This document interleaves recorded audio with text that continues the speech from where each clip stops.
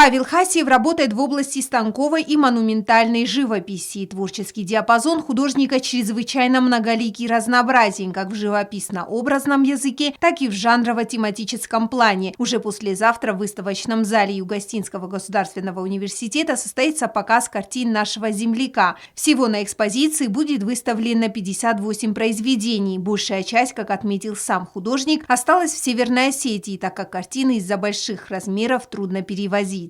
Исторический жанр интересен тем, что, по-моему, они должны быть картины монументальные, большие картины по размеру. Потому что во многих этих залах я побывал в Москве, в Петербурге, в Эрмитаже, и я возле маленьких картин почему-то я не останавливаюсь. Обладая обширными знаниями в области мировой истории, культурологии, мифологии, художник создает масштабные композиции в эпических сериях на тему нартского эпоса, библейских сюжетов, исторических и современных картин.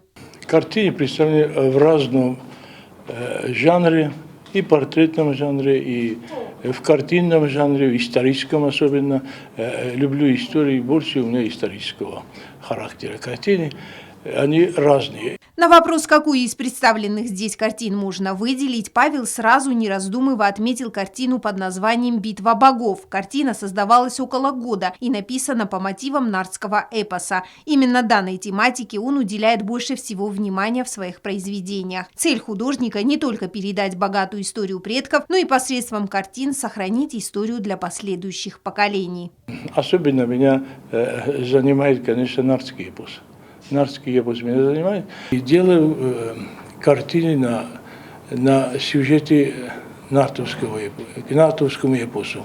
Великолепная и серия портретов выдающихся деятелей остинской культуры и науки Кустахи Тагурова, Махарбека Туганова, Нафиджу Сойте. На предстоящей выставке будут представлены классические портреты современников. Выставка продлится более 20 дней и будет доступна для всех желающих. Яна Плива, Рим БТФ. Информационный выпуск сегодня.